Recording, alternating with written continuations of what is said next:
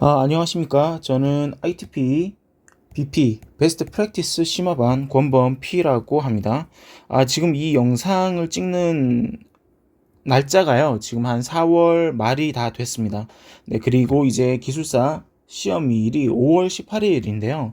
한 3주 정도 남은 것 같습니다. 네, 그래서 한 3주 정도 남은 지금 이 시점에서 기술사 시험을 준비하시는 분들을 대상으로 약간 이제부터 어떠한 방향으로 목표를 설정을 해서 시험일까지 준비해야 할지에 대해서 한번 말씀을 드려보려고 해요. 네. 저는 정보 관리랑 컴퓨터 시스템 응용 두 가지 기술사 자격을 보유하고 있고요. 정보 기술, 즉 IT 측면에서의 국가 최고 자격을 취득을 했습니다. 그래서 그 시험을 진행하면서 여러 가지 경험과 저 나름대로의 전략을 준비했고, 이제 그런 전략을 준비했으니까 합격을 했겠죠. 네, 그래서 영상을 보시는 분들께서는 이러한 어떤 저의 경험을 기반으로 본인은 어떤 식으로 전략을 갖고 가면 좋을지에 대해서 제 경험, 그 ITP BP 심화반 권범P라고 하는 한 개인의 어떤 경험을 바탕으로 한번 전략을 수립해 보시면 좋겠다라는 점에서 한번 도움이 되면 좋겠네요. 네. 어, 이제 3주 정도 남은 기간 동안 보통 이제 3주 정도 남았으면 새로운 토픽을 계속 이제 학습하기보다는 이제 제 기준으로는 제가 시험을 준비했던 당시 시점 기준을 말씀드립니다. 그 토픽을 새롭게 들고 가기보다는 기존에 학습했던 도메인별 이제 각각의 도메인, 뭐 경영 전략, 그리고 사업 관리, 디지털 서비스와 같은 도메인들이 있잖아요. 이 IT 기술사 기준으로 말씀드리는 거예요. 그래서 이 토픽들을 학습했던 내용들을 계속 반복해서 회독하는 횟수를 높여갔던 것 같아요. 전체 다 합치면 한 40에서 50회 정도? 그러니까 이 40에서 50이라고 하는 거는 제가 계속 보는 다른 영상에서 소개한 내용 중에서 이제 제 나름대로의 서브노트 내용을 요약해 놓은 페이지가 있습니다. 모든 도메인을 합치면 한 1000페이지 정도 되거든요. 이거를 이제 기술사 시험 이제 한 3주 정도 남겨 놓으면 이제 이 회독 속도가 엄청 빨라져요. 그래가지고 이걸 계속해서 반복해서 봤습니다. 그래서 이제 다 합격할 때까지 이제 회독 횟수를 뭐 구체적으로 센 건 아닌데 대충 어림잡아 보니까 이 정도 본 것 같아요. 그러니까 이제 웬만한 도메인의 중요한 토픽들의 내용들의 핵심적인 키워드랑 구성 요소, 그리고 기술 요소, 그리고 그것을 어떤 식으로 표현하면 좋을지에 대한 저 나름대로의 저의 강점을 바탕으로 하는 전략을 갖고 있었던 거죠. 그래서 이제 그걸 포함해서 제가 중요하게 생각했던 거를 나눠보면 크게 한 네 가지 정도였던 것 같습니다. 3주 정도 남은 시점에서는 당연히 이제 건강 관리가 매우 중요했습니다. 뭐 지식, 기술, 뭐 태도, 기술사 시험과 관련해서 중요한 내용들이죠. 그런데 감기에 걸렸다라던가 아니면 우리가 이제 최근에 있었던 코로나 같은 전염병과 같은 이런 이슈들이 있으면 이런 내용들이 다 필요가 없어집니다. 내 시험 쳤을 때 정신이 이렇게 어떤 정상적인 상태에서 깔끔한 어떤 마음 상태와 고요한 정신 상태에서 시험을 치지 못하면 뭐 우리가 이거 다 알고 있으면 무슨 의미겠어요? 우리가 모든 도메인에 대해서 알고 있다 하더라도 이것은 논술 시험, 즉 기술사 시험은 쓰는 시험이 첫 번째 1차 관문인데 우리가 아무리 잘 알고 있어도 정신적으로 어떤 감기라든가 전염병에 걸린 상태에서는 그것을 100% 혹은 100% 이상으로 관리를 못 하겠죠. 그래서 건강 관리가 매우 중요합니다. 그때 저는 이제 코로나 시국에서 마스크를 쓰고 시험을 쳤었는데요. 당연히 시험 전에도 마스크를 계속 쓰면서 저 나름대로 건강 관리를 하기 위해서 최선을 다했습니다. 그래서 모든 것에 앞서서 건강 관리가 매우 중요하다는 거 이걸 말씀을 드리고요. 두 번째로는 이제 지식이죠. 우리가 이제 토픽과 도메인과 관련해서 각각 도메인별로 각각 어떠한 내용들이 중요한지에 대해서 우선순위별로 각자의 나름대로의 어떤 두암기 스킬을 이용해서 머리에 들고 있어야 합니다. 이 논술 시험의 특징, 뭐 변호사 시험이 됐든 세무사 시험이 됐든 아니면 다양한 전문 자격사들 시험과 마찬가지로 기술사도 동일하게 이 논술 시험이기 때문에 잘 알고 있는 것들에 대해서 팩트 기반으로 서술을 하는 것이 기본적인 어떠한 고득점의 기본적인 요인이라고 볼 수가 있고요. 그래서 이제 기술사 시험은 본인이 각각의 도메인별로 이제 트리 구조, 우리가 이제 기술사 시험에서 기술사 도메인 중에서 자료 구조에 나오는 주제 중에 하나가 트리죠. 이런 어떤 루트 노드를 중심으로 나무 모양으로 구성되어 있는 자료 구조가 이제 트리인데요. 이런 식으로 각각의 유사 도메인, 유사 토픽이 무엇인지, 그리고 그 유사 도메인들의 기술 요소와 구성 요소가 무엇이고 각각의 공통점과 차이점이 무엇인지에 대해서 연역적으로 추론을 할 수 있는 시점이 바로 기술사 시험에 합격할 때의 시점이라고 볼 수 있는데, 이제 바로 이러한 지식적인 측면에서의 본인 머릿속에 들고 가야 하는 겁니다. 네, 그래서 보통 논술 시험은 저는 개인적으로 이런 식으로 표현을 합니다. 기술사 시험 그리고 논술 시험은 그 시험의 준비 과정 그리고 학습하는 과정이 밑 빠진 독에 물을 붓는 과정하고 유사하다고 저는 빗대어 설명을 많이 하긴 합니다. 그게 왜냐하면 결국 이게 학습한 내용이 시간이 지나면 한 몇 주 지나서 다시 보면 까먹고 또 잊어버리고 또 그런 과정의 반복이거든요. 즉 독에 물을 계속 붓는데 그게 계속 빠져나가는 겁니다. 저희 단기 기억 장치에 있다가 시간이 지나면서 장기 기억 장치로 가지 못하고 사라지게 되는 거죠. 휘발성 정보들이. 그래서 어떤 방법을 사용하든 두맘기가 됐든 어떤 계속 보는 방법이 됐든 간에 그걸 머릿속에 들고 있어야 하는데, 결국 이것은 밑빠진 독에 물을 붓되 그것을 최대한 자주 그리고 빨리 부어줌으로써 시험 치는 그 당일까지 최대한 그 물을 붓는 독에 물의 수위, 그 물의 높이를 최대한 높은 수준으로 맞춰놓고 시험을 치는 거죠. 그리고 그때 다 털어내고 시험장을 끝내고 4교시까지 진행한 후에 나오는 겁니다. 그래서 논술 시험에 있어서 지식은 바로 그런 측면에서 준비를 하는 것이 매우 중요하다. 지금 시험 3주 남은 시점에서 최대한 회독 사이클을 높이면서 머릿속에 빠져나가지 않고 붙들고 있는 그러한 상황을 꾸준히 만들어야 한다는 점 말씀드리고요. 그리고 기술 측면에서 이제 쓰는 거, 이제 본인의 어떤 전략이 있겠죠. 본인의 강점이 있을 것이고, 쓰는 거 연습하면서 본인의 그 장단점을 알 겁니다. 지금 시점에서 당연히 아셔야 하고, 당연히 그것을 바탕으로 수학 분석을 했어야 합니다.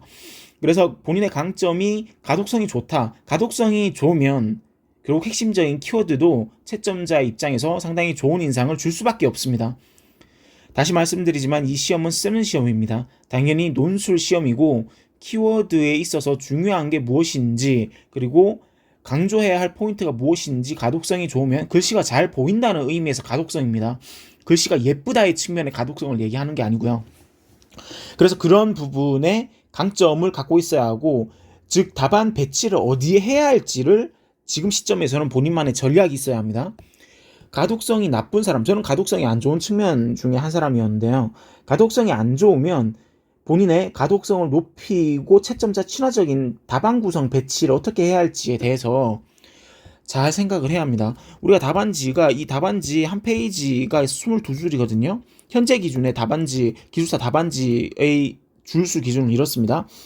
그 가독성이 좋으신 분들은 나름대로의 전략이 있으시겠지만 안 좋은 분들은 더더욱 이 답안의 어떤 도식화하는 위치라던가 아니면 답안지 안에 3단표로 작성할 때의 어떠한 키워드의 위치를 상당히 신경을 쓰셔야 합니다. 기본적으로 우리는 사람들은 다 똑같습니다. 왼쪽에서 오른쪽으로 보고 위에서 아래로 보게 됩니다. 근데 핵심적인 어떤 토픽의 키워드가 이상한 데 있다. 채점자는 그거 볼 시간이 없습니다. 네, 제약 시간, 타임박싱을 갖고 채점을 하고, 또 채점자 입장에서는 다양한 후광 효과와 같은 요소들이 있습니다. 만약에 내 답안지, 가독성이 안 좋은 사람의 답안지를 보기 전에 누군가의 답안지가 가독성이 좋았다. 그러면 이러한 요소들이 채점 과정에서 반영될 가능성도 있습니다. 근데 이것은 답안지의 채점자의 결국 재량권에 해당하는 요소이기 때문에 결국 어떠한 점수가 왜 이런 점수가 나왔어요? 라고 했을 때 이것은 그 채점자의 전문성을 바탕으로, 그리고 전문성과 그 사람의 어떤 경험 그리고 지식을 바탕으로 판단을 해서 내린 점수이기 때문에 현저한 어떠한 점수의 득점에 있어서 어떤 특이사항이 있지 않다면 그 점수가 결국 본인이 받은 객관적인 점수라고 볼 수밖에 없는 겁니다. 이것은 기술사 시험을 기준으로 말씀드리는 거고요. 그래서 우리는 이런 점수가 왜 나왔는지에 대해서 근거에 대해서 따지는 것도 중요하죠. 그런데 본인이 채점자한테 여러 사람의 어떤 다양한 뷰포인트를 점검을 받고 최적의 어떤 답안 구성 전략을 갖고 가는 것이 훨씬 더 중요한 것이라는 점, 그것을 말씀드리고, 이 기술적인 측면, 논술을 할 때 답안 배치 전략, 그리고 강점과 약점을 어떤 식으로 강점은 강조하고 약점은 숨길지에 대해서 전략을 갖고 가야 한다는 것이 현재 기술사 시험 3주 정도의 남은 시간 동안 고려해야 한다는 점, 이걸 말씀드리고 넘어가 보겠습니다. 네, 그리고 태도 측면. 네, 이 태도라고 하는 거는 기술사 2차 시험에 갔을 때 더 중요한 포인트인데요. 그 1차 시험에서 태도라는 게 무엇이냐? 바로 각각의 점수대별로 이제 본인이 어떠한 전략을 갖고 이 지식과 기술을 답안지에 녹여낼지에 대해서 생각을 해야 한다는 점에서 작성을 해봤습니다. 우리가 어떤 시험을 보고 기술사 시험이 됐든 아니면 다양한 어떤 ITP 기술사 그 월간 모의고사 혹은 주간 모의고사를 진행하면서 받는 점수를 기준으로 본인이 어떤 전략을 갖고 가야 할지에 대해 점수대별로 기준을 세워놓고 답안을 작성해야 합니다. 53점은 일단 답안을 어쨌든 다 작성, 뭐 소설이 됐든 혹은 어떠한 기준이 됐든 본인 모든 답안을 썼다면 받는 점수를 베이스 라인으로 볼 수가 있겠습니다.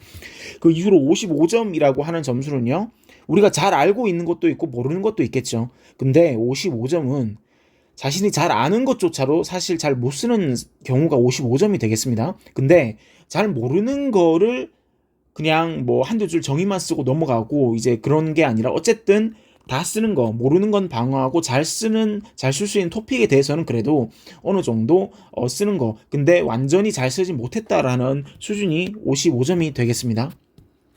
그리고 57점은 무엇이냐?